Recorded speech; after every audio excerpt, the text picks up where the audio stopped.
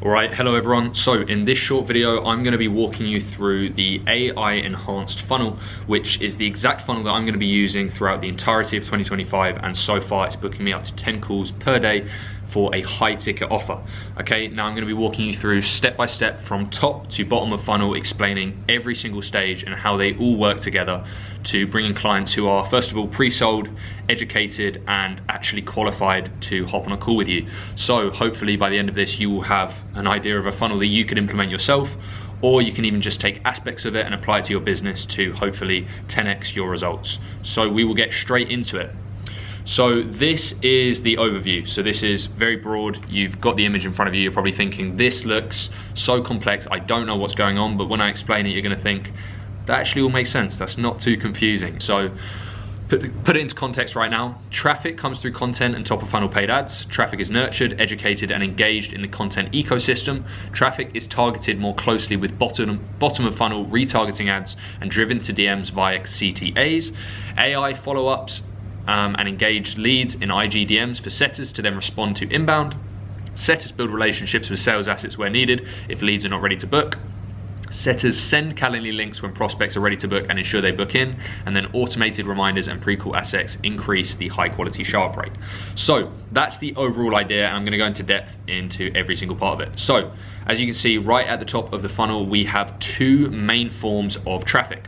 We have organic, which is coming through short form content. So this is broad content that can be posted reels, and it's going to get, a lot of traction. We've then also got paid ads. So this is 1, video ads, 2, carousel ads, and 3, one-pager ads. Okay, so to sort of distinguish between those two, video ad is obviously a video. It can be shown in the reels, it can be shown in stories, it can be shown in the general feed. Carousels, much more effective just on the feed or on a story promotion. And likewise with the one pager, these are to direct people as much as possible into the DMs, and by testing different formats, we can actually push people to either take action, or we're just bringing them into the top of our funnel as a whole and getting them into the ecosystem.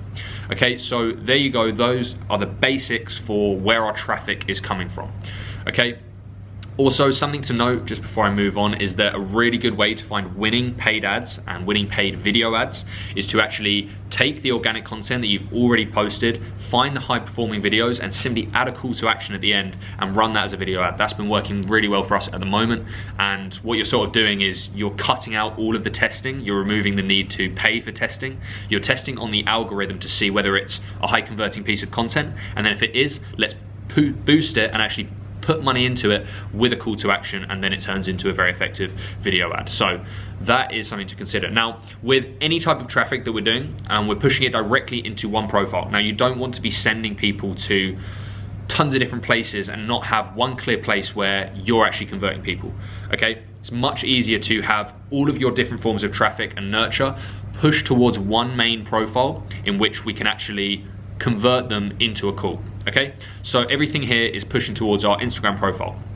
Now, on the Instagram profile, all of the content and sequences are all very tactically placed. So throughout the Instagram profile, pinned posts, and also all of the posts that are showing up on the main grid, we have short form pieces of content, all of which include a lead magnet call to action.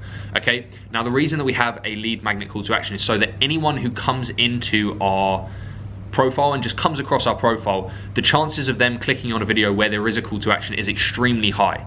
Whatever video that they see first and they click on, it's going to have a call to action on it. And the reason we do that is so that when they comment for one of the lead magnets, eventually they're going to watch a couple videos, they're all going to have call to actions on them. When they click, we're then going to collect their email in the DMs and send them over. Majority of our lead magnets are actually just long form pieces of content or VSLs. Now, the reason for this is that when we're collecting their email, first of all, not only in the email sequences once collected are we sending them, we're not just sending them the lead magnet, okay, but we're also then adding them to a longer term nurture, so a long-term email sequence. Now, within these emails, we're not pushing hard, okay, and we're not trying to sell people directly. Every now and then there's a harder call to action that takes them to a VSL, but majority of the time those emails are just to consistently show up in their surroundings. We want to be in their world, okay, and they want to be seeing our name everywhere. So within those emails, we're giving them soft call to actions. Now, all of these soft call to actions are, they're not pushy, they're not salesy, tactically, we're simply saying this video here might be helpful. If you're looking to do this, this might be useful, watch here. Okay, and what we're actually doing then is pushing people, again, this yellow section here is all of our content ecosystem. We're pushing people round and round until they're educated enough to actually come and consider buying from us. So what we're doing there is we're taking them and we're moving them over to long form. Now, long form is so important in this system. Like, I can't even stress it enough. In 2025, with the amount of trust that is lacking with most people, there's such a trust pandemic that if you can get someone to watch 20 minutes, an hour of your content, then that sets you apart from about 95% of the market, because they are going to trust you, know you, and like you more than anyone else, simply just by consuming something longer than, you know, the 10 seconds that we're used to on Reels. So that is why we're pushing people round and round and educating them more so that they build up that trust. So from those soft call to actions, we're obviously pushing them to YouTube. Now, the YouTube strategy is something that I could make a whole nother video on, but briefly, just understanding what we're doing here with YouTube is, regardless of what type of post it is, a YouTube short, a lifestyle vlog, you know, a week on holiday, right?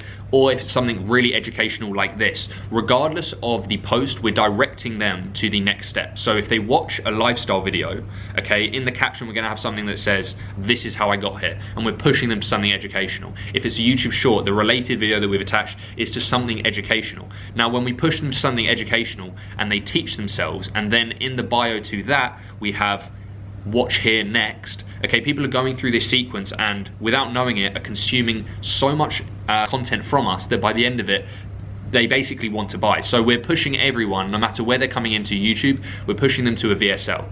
Now obviously that VSL is to educate them on our offer and what we actually do and the problem that we're solving. I'm not going to go into the way to script a VSL, but once they've, you know, watched a few pieces of our content, watched our VSL, that eventually leads them, and the call to action in the VSL is to push them back to our Instagram profile or book a call directly. So the idea is that if they come into the top of our funnel and they make it into our IG profile, there's no point, and this is what so many people do wrong, is that someone comes into their Instagram profile and they've immediately got an appointment setter reaching out to them saying, hey, like, do you want to hop on a call? No. They don't know who you are, they've just come across you. Why would they want to hop on a call? And why are you wasting your leads trying to get them on a call at that point? The time to ask for a call is when your prospects are educated, when they know you, when they've seen you everywhere, their emails, YouTube, Instagram. When they've seen so many of these different touch points and they trust you, that is the time for an appointment setter to come in and actually pitch an appointment, because it's going to be so much easier and the chances of them actually converting on the call are so much higher. So that is sort of the concept of this middle part of the funnel here. So they're coming in through Instagram and we don't want to talk to them yet, so we're pushing them with short form all the way around and putting them in our content ecosystem so they're receiving educational emails, they're watching educational YouTube, and eventually they're landing on our VSL. So by the time that they come back to our Instagram profile, they know our offer, they know what we do, they know the problem that we solve, and they know their own pain points. What a nicer prospect to deal with, right? It's the dream. So that's the sort of concept between here.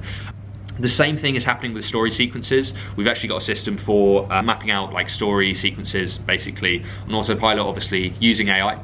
And those are so important, and they also are another form of education. So if someone comes into our profile, right, if they are ready to buy, okay, or we have an appointment setter who's maybe wanting to reach out to them, the least that we can do is at least have them watch a story sequence first, and that way we know that to an extent they know something about our offer. They're educated that one bit more. And I'm telling you, when it comes to appointment setting and actually closing clients, you know, all the way from cold to selling a high ticket offer, there needs to be some form of education. They're not just going to hop on a call with you cold turkey, not knowing anything, and go to paying, you know, $5 plus for something. So again, what we're doing there is tactically pushing them to story sequences. They're going to click on our story. At the end of those, there's going to be another call to action, which I will go on to next, the goal of which is always to get them into our DMs. So, before I move on to the green stage, which is obviously getting slightly close to conversion, what's going on here is that when we're taking prospects and they're coming in through top of the funnel ads and they're making it into our Instagram profile, we're then getting them involved in the content ecosystem. We know they're getting educated. The people who we know have gone through this process, those are the people we want to retarget with bottom of the funnel ads and far more targeted ads. Okay, so the people who are viewing our story sequences and the people who are viewing our short form and especially commenting on our short form, those are the audiences that we are retargeting.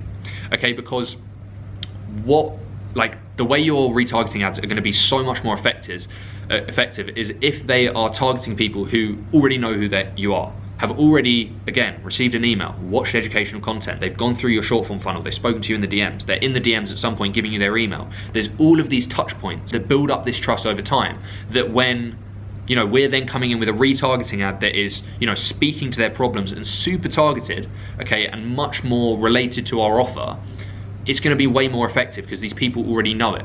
And then I'm popping up again with an ad where they feel like they're being spoken to. And the reason those retargeting ads are so, I guess, personalized and close to the ICP is because we're doing it based off of who goes through and watches this stuff, who reads these emails, okay, who watches this type of YouTube content, okay, who asks for these type of lead magnets, who wants a guide on XYZ, okay? So now that we have educated prospects in the middle of the funnel, we then obviously are retargeting them, and we've got the key call to actions that are going to get them into our DMs, okay, which takes us to the next part of the funnel, okay? So regardless, story call to action, either reply to this story to get XYZ, again, that's pushing them into the DMs and they're getting something, either a lead magnet or it's directly to apply to work with me, okay? Again, with short form content, with the lead magnets, we've got someone who, again, is in the DMs. Even if we've sent them to some long form content, they're now in our DMs because they've commented for something, okay, because of the automations we've got in place. So those two, the story, the comment, and then our third one is the bio call to action. So obviously DM us the word XYZ to work with us. This is a much hotter lead because you're literally saying DM us if you want to work with us, okay? So now you've got 3 different mechanisms that are pushing people directly into the DMs, and now there's the opportunity for a conversation, okay? So what we have going on once these people are coming into our DMs, not only are we automatically sending them through to long form content, grabbing their email, we're also having automated AI follow-ups. Now, the reason this is so important is that for a long time, people have been running appointment setting teams, and in my opinion, they've been doing it wrong because they're using an appointment setter who has a skill once the conversation is started, but they're wasting half their time following up with people, trying to get people to respond. Some people are even getting them to do cold outbound, okay?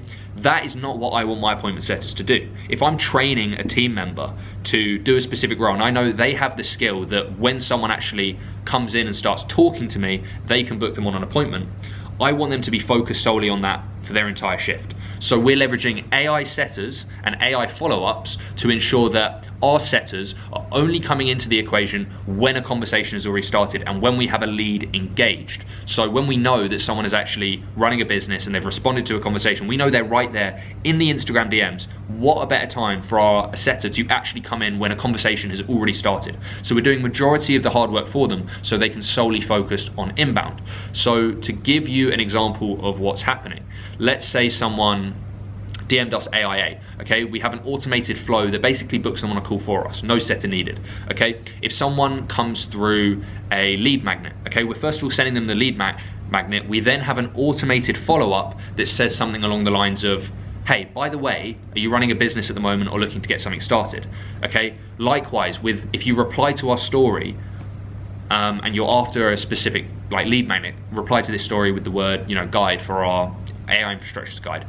We're not only sending them that, we then have an automated follow-up that says, hey, are you running a business at the moment? How did you find the video? We're coming in with the opener and we're doing part of the appointment setter's job for them to ensure that they're only speaking to people who are actually going to respond. Okay, so we're leveraging AI follow-ups to send an opener and hopefully start the conversation. If they don't start the conversation, then we've got automated follow-ups. You will have seen these type of follow-ups run by a lot of the big guys. Charlie Morgan, I know, is running something similar at the moment. We have, GIFs, we have just funny questions, they're just follow-ups to get people to respond, and if at any point someone responds to those follow-ups, then our AI setter gets notified. Sorry, our human setter gets notified. So what we're avoiding there is our people, the people who cost, and obviously people cost considerably more than software, we're having them only focus on the conversations, okay? We're not having them send these follow-ups, we're having AI do the follow-ups for us, and a setter is only coming in when it's needed, okay? So then obviously every single lead that they're speaking to is inbound. Like if I show you our dashboard right now, you'll see. So right here, all the new leads, this is literally just today, by the way. So we've had 140 leads come in, so that could be story replies, comments, okay? It could be DMs directly from our bio, okay? When they come in as a new lead, we're not getting our setters to reach out to them like most people are doing. We're having AI do the hard work and follow up with them consistently until they reply, okay? Then we're having a setter go in when we know they're in the conversation, and that's what these lead engaged are. So these are getting assigned to our different appointment setters equally, okay? And not only that, but we also have the tags to understand what processes have these leads gone through, what videos might they have watched, have we grabbed their email, have they been getting emails, okay? And with that information, that's info that our setters can actually leverage when they're going into the conversation. So it's a super efficient system where all of our setters can literally sit here and they're only waiting for leads engaged that get assigned to them, they get notified, and then they're coming straight into a conversation that's already live. They're not starting from scratch. They're speaking to people who have already responded and said, yeah, I'm running a business at the moment. And therefore it's such an easier way for them to have conversations, and they're not dealing with the people who need to be followed up with until they reply. AI is doing that for them.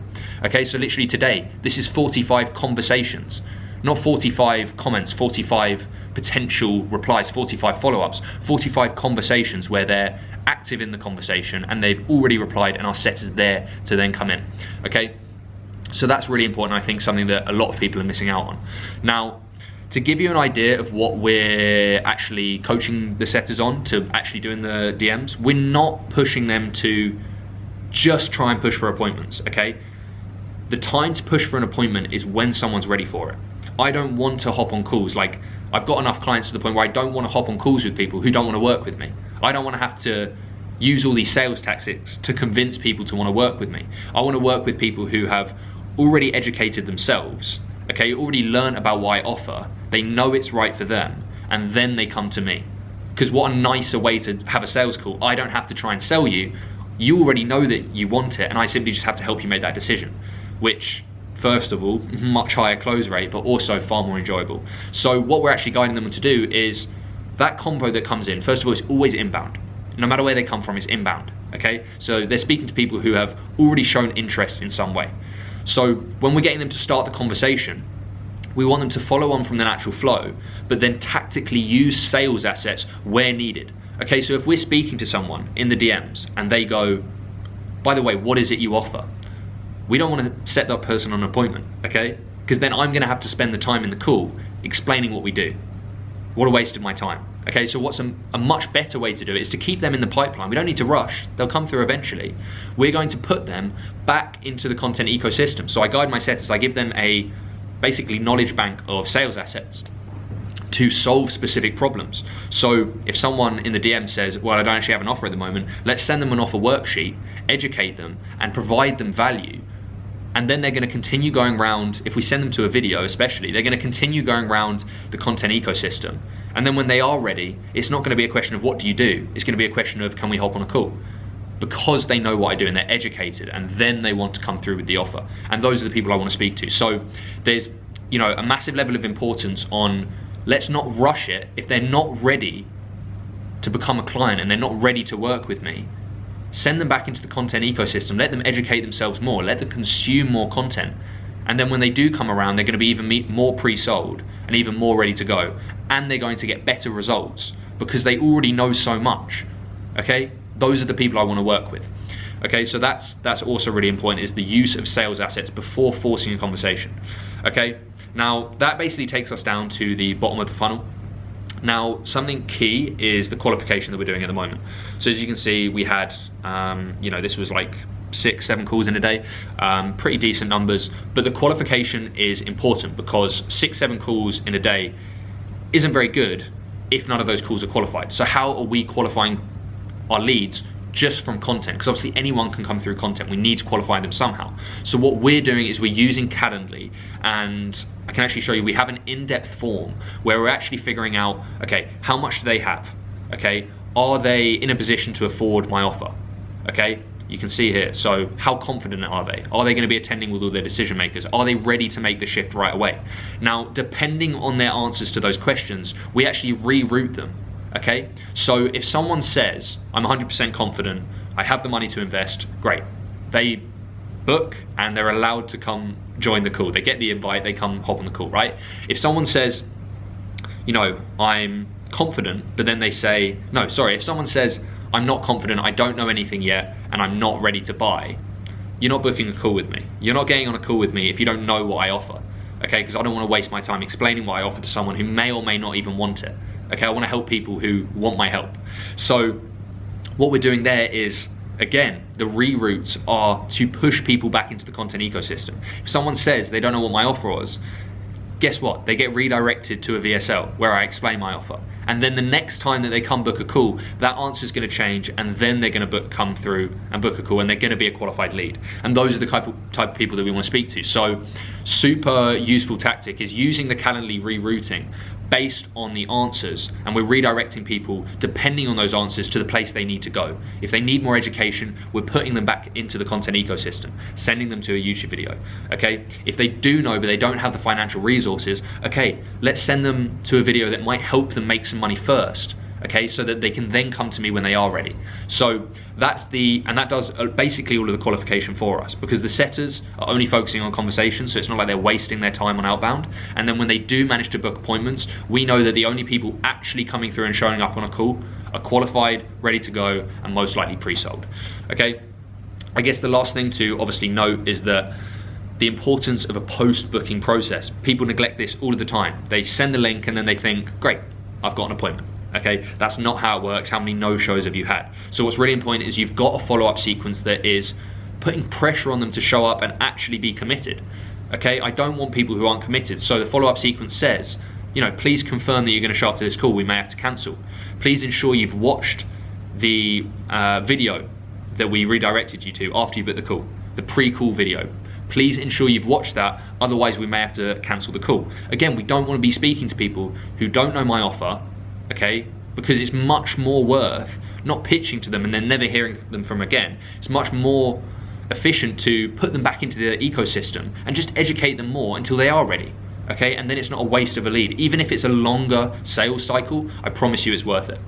And again, obviously the pre-call assets that I mentioned, as soon as someone's books and successfully books because they're qualified, we have a redirect to make sure that they, again, are watching a video that explains my offer. So if someone watches that video, knows my offer, knows the rough price range, and still shows up, okay, what are the chances that that person's going to close? Considerably higher than anything else, okay? So that is the system that I'm running at the moment, okay? It's the system that I will be running for the foreseeable. It's working really well at the moment. And yeah, the different steps that we've got is obviously, you know, the cold traffic at the top, which is blue. We've then got the content ecosystem in yellow, where we're nurturing, we're educating, and we're basically making sure that we are everywhere. Because as soon as someone has seen us enough times talking about a specific problem, as soon as they've consumed enough and realized that they have that problem, they're coming to me for the implementation, and they're coming to me for the solution, okay? We then obviously got closer retargeting, so putting the money into the people who are the most likely to buy. You know, spending money on people who are already educated instead of just another cold audience, okay? Much more effective, and will give you a much greater cost per lead. Then obviously you've got to think about who do we need at each stage. We've got a media buyer potentially at the top of the funnel to manage the ads. We've got an editor to manage the content. AI and human setters, you probably only need 2, genuinely. Train 2 really well and you won't need any more. And obviously AI is doing majority of the work and the system that we've got in place. And then obviously down the line, as you scale, you need to implement closers for the demand. So that is the AI enhanced funnel that I'm running. If this is something that you guys want to, you know, implement into your own business, I'm not going to try and hard sell you, because hopefully based on what I've just explained here, you realize that's not my style. But if it is something that you need, you know where to find me, feel free to reach out. But I promise you, if you implement even just a few aspects of this, it's going to 10x your results rather than just taking cold traffic and trying to book appointments off of that, because it just doesn't work anymore. It may have once upon a time, it doesn't now, because we're in a trust pandemic, and the importance of this content ecosystem, I can't stress enough, because it covers basically every objection that they could have and educates them beyond belief, that by the time they actually make it to your call, and people are always scared of putting friction in between people booking a call. They think, no, it needs to be super simple for people to book a call. Yeah, if you want to waste your time on sales calls with people who are never going to buy, but if you actually want to scale a high ticket offer and you want to sell high ticket, you need to educate people first before they're even going to be willing to book a call with you, knowing that it's, you know, 4 figures. All right. But that is enough from me. I've managed to cover everything in 25 minutes. I'm impressed with myself. Any questions, drop them in the comments. I'll be more than happy to answer everything. I hope this has been valuable to you guys, and I will catch you in the next one.